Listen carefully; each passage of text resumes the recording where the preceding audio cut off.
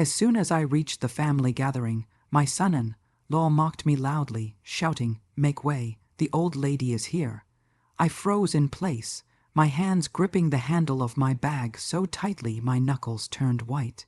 The room fell silent for a moment, everyone turning to look at me, some faces forced into polite smiles, others barely hiding amusement.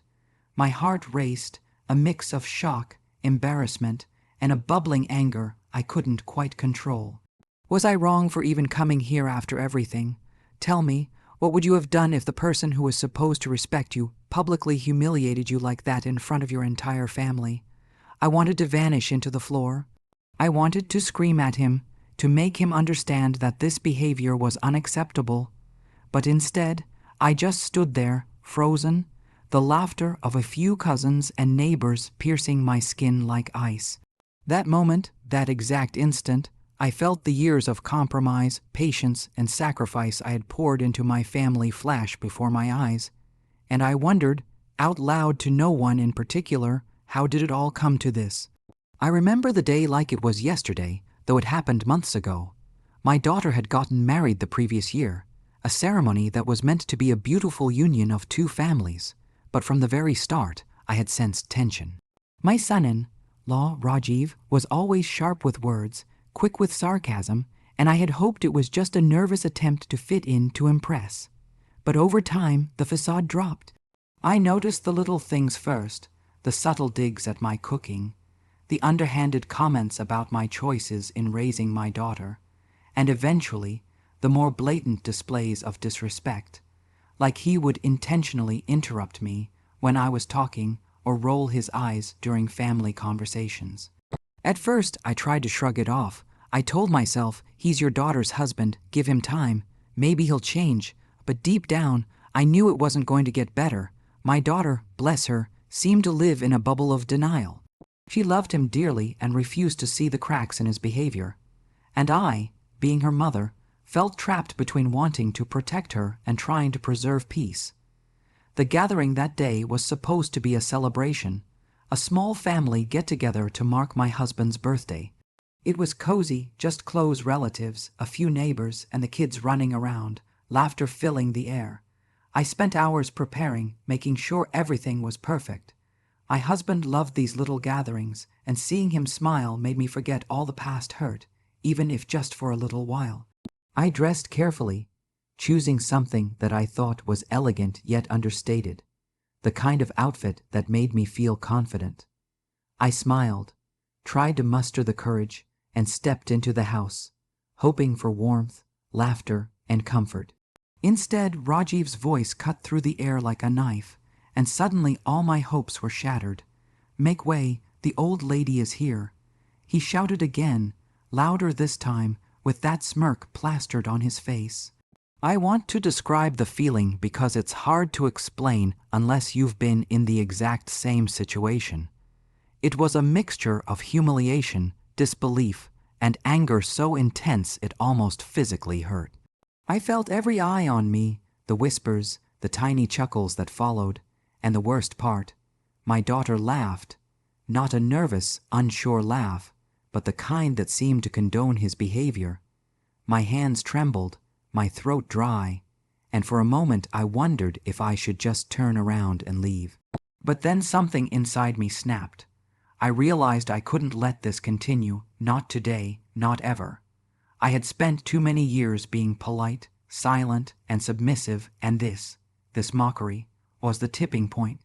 I swallowed hard, straightened my back, and forced a smile, the kind that didn't reach my eyes. To understand the magnitude of what happened that day, you have to understand my life up to this point. I had spent decades putting my family first. Raising my daughter as a single parent after my husband passed away wasn't easy, but we did it. Every sacrifice, every long night working extra jobs, every compromise I made, it was all for her. And for him to disrespect me so openly, to treat me as if I was invisible, was not just rude, it was personal. Rajiv had grown increasingly controlling over the past year. He decided what my daughter wore, what she ate, even who she could or couldn't talk to. And I had seen it. I had tried subtle interventions, gentle conversations, trying to appeal to his sense of decency, but he only ever laughed or brushed me off. It was like living with a storm that was just waiting for the right moment to hit, and apparently my husband's birthday party was that moment. After that initial shock, I tried to maintain my composure. I walked further into the living room, each step feeling heavier than the last. Rajiv continued to smirk, clearly pleased with himself, while my daughter flitted around him, trying to make the situation seem normal, as if his words were some kind of joke. I kept telling myself to stay calm, to not give him the satisfaction of seeing me upset. But my mind was racing, replaying every insult, every snide comment, every moment of disrespect I had endured over the months. I could feel the anger building, almost as if it was a living thing inside me, twisting and curling like smoke through my veins. I knew I had to make a choice. Would I confront him now, create a scene, risk alienating my daughter, or would I stay silent, swallow my pride, and let this continue? It wasn't just about me anymore.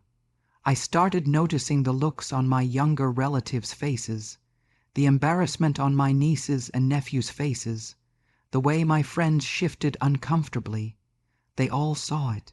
They all knew what had just happened, and that realization gave me courage I hadn't felt in years. I remembered all the times I had let people walk over me, all the times I had ignored my own feelings for the sake of peace. But peace without respect is nothing. I had spent decades building a life, raising my daughter to be independent, and teaching her about dignity and self-worth. I realized that if I didn't stand up now, I wasn't just failing myself, I was failing her too. So, I took a deep breath and spoke. My voice was steady, but my heart was pounding so hard I thought it might explode. "Rajiv," I said, and the room fell even quieter than before. "I don't know why you feel the need to humiliate me in front of everyone. I am your wife's mother, and I deserve respect, not ridicule. If you can't treat me with basic decency, then perhaps you shouldn't be here at all." The words left my mouth like fire, and I could see the shift immediately.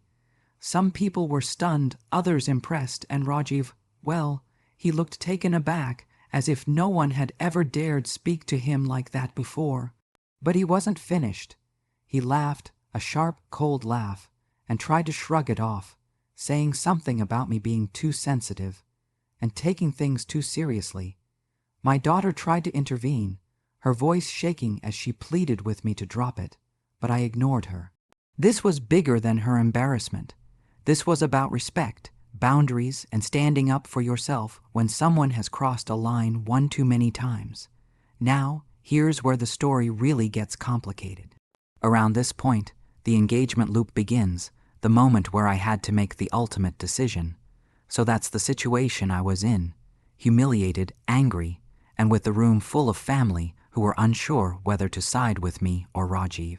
I had to make a choice. Before I tell you what happened next, I want you to pause and imagine yourself in my shoes. Your own family member has publicly mocked you. Your dignity has been stripped away in front of everyone, and your daughter is caught in the middle. What would you do? Confront them further, walk away quietly, or maybe find a way to ensure they understand that there are consequences for such behavior? Think about it carefully, because the decision I made next changed everything, not just for me, but for my entire family. I wish I could pause here because there's so much tension, so much emotion, and the story only intensifies from this point. Every word spoken, every glance exchanged, every tiny action mattered. It was a ticking time bomb that I could either let explode recklessly or diffuse strategically. I chose to take the latter route, but it was anything but easy.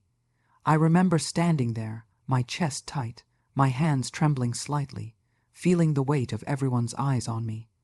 I could sense Rajiv's smugness beginning to waver, just a little, and that gave me the courage I needed. I realized that the moment of silence, the hesitation before any words were spoken, was my chance to take control of the situation. I decided I wouldn't shout or throw accusations, because that would only escalate things further. Instead, I chose to speak the truth calmly, clearly, and firmly. "Rajiv," I said again, my voice low but unwavering, "mocking me in front of our family is unacceptable. You may think it's a joke or that it's funny, but it's disrespectful, cruel, and it stops now." The room was silent, and I could feel the tension like a physical force pressing against my skin. Even my daughter looked like she was finally realizing the seriousness of the situation, her hands wringing nervously in front of her. Rajiv's face contorted, like he couldn't understand that someone was finally challenging him without fear. "Oh, come on," he scoffed. "Don't be so dramatic. I was just joking. Everyone knows I have a sense of humor." I shook my head, my eyes narrowing slightly. "No," I said firmly, "you don't get to excuse behavior like that under the name of humor. It's not funny when it humiliates someone else. You need to understand that every word, every action has consequences." I could see some family members nodding, some trying to hide smirks, and a few visibly shocked that I was standing my ground. I felt a surge of pride and anger mingled together. I wasn't just defending myself anymore. I was setting boundaries, making it clear that I wouldn't tolerate this behavior in my home or in front of my family. What happened next changed everything. Rajiv, who had always been the dominant one in conversations, suddenly faltered. I don't know if it was the tone of my voice, the certainty in my words, or the collective disapproval of the room, but he paused. He opened his mouth as if to argue, but the words didn't come. He tried to force a laugh, a nervous chuckle that sounded hollow, almost forced. And then, in a way that I will never forget, he looked at my husband, who had been quietly observing from his chair, and for the first time I saw hesitation in him. My husband, who usually never intervened in family arguments, finally spoke. "Rajiv, enough. This is my home, my family, and I will not allow anyone to disrespect those I love. If you can't be civil, perhaps you shouldn't be here." That was it. A simple statement, but it carried weight. The room seemed to collectively exhale like a tension-filled balloon had finally been released. I took a deep breath, feeling the adrenaline slowly drain, replaced with a sense of calm. But the story wasn't over yet. Rajiv wasn't someone who could be defeated so easily. He tried to salvage his pride by muttering something about overreacting and being dramatic. But I had already made up my mind. I would not let him dismiss my feelings again. I took a step closer, my voice softening but growing more intense, and said, "If you truly care for my daughter, then respect me. Not just today, not just in front of others, but always. And if you can't do that, then maybe you need to reconsider your place in this family." The room was utterly silent. Even my daughter's hand went still, her eyes wide, realizing the severity of what was happening. Then came the pivotal moment, the part of the story where I had to make a bold move. I decided that words alone wouldn't be enough. I needed to create a situation where Rajiv couldn't deflect, couldn't charm his way out of, and couldn't continue humiliating me. So I calmly walked to the table where the birthday cake sat, all eyes following me, and placed my hands firmly on it. I turned to everyone, my voice unwavering. "Before we continue with any celebration, I want to make something clear. Respect is not optional. Rajiv, I will not let you treat anyone in this family like you did today. And if you do, there will be consequences." I could see him flush, his jaw tightening. I had drawn a line, and I was standing firmly behind it. The aftermath was immediate. Some family members whispered, some nodded approvingly, but the energy had shifted. Rajiv realized that his usual tactics, mocking, intimidation, sarcasm, would no longer work. The balance of power had shifted, and for the first time, I felt a strange sense of relief, a lightness I hadn't felt in months. But what happened after that, in the days and weeks that followed, was even more surprising. My daughter, who had been so protective of him, came to me quietly one evening. "Mom," she said, her voice trembling, "I didn't realize how bad things had gotten. I think he's finally starting to understand." I smiled, trying to hide the tears forming in my eyes. "It's not about him understanding immediately," I said gently. It's about showing him that disrespect has boundaries, that no one is above decency, not even those we love. Over the next few weeks, the dynamics shifted dramatically. Rajiv began to act differently, not perfectly, not without flaw. But there was a noticeable change. He became more cautious with his words, more polite in interactions, and I could sense a grudging respect. It wasn't instant redemption, but it was progress, and for me, that was enough. I had finally taken a stand, defended my dignity, and shown my daughter that standing up for oneself isn't about being confrontational. It's about asserting boundaries and demanding respect. But I would be lying if I said it was easy. There were nights when I replayed the humiliation, the sting of hearing those words in front of everyone, and the fear that I had somehow damaged my relationship with my daughter by confronting him. I questioned myself, wondering if I had been too harsh, too assertive, too unrelenting. But then I would remember that moment when Rajiv's confidence faltered, when even my daughter's eyes widened in realization, and I knew I had done the right thing. Sometimes standing up for yourself isn't comfortable, but it is necessary.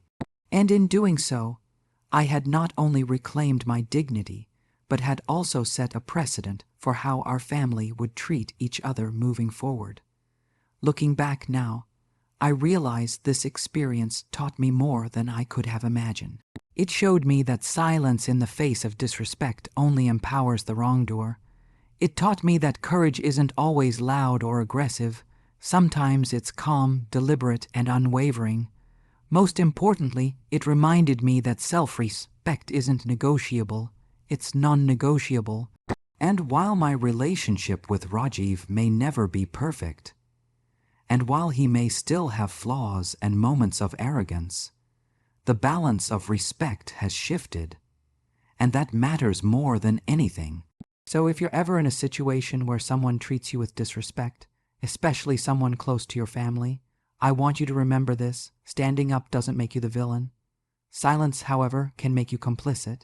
You have a right to your dignity, and you owe it to yourself and your loved ones to defend it. Even if it's uncomfortable, even if it's messy, even if it changes the dynamic in ways you didn't anticipate. Because in the end, the people who truly matter will respect you for it, and the ones who don't, well, they aren't worth your energy. So here's my message to everyone watching this story. Never underestimate the power of standing up for yourself. Never let someone's arrogance or cruelty define your worth. And never forget that respect, once given, must be mutual. Otherwise, it is meaningless. If you were on my side, if you felt the tension, the anger, the eventual triumph, then like this video. Subscribe for more stories like this and share your final thoughts on this whole mess in the comments section. I want to hear how you would handle a situation like this and whether you've ever faced someone like Rajiv in your own life. I'll see you all in the next story, and remember, your voice matters, your dignity matters, and standing up for yourself is never the wrong choice.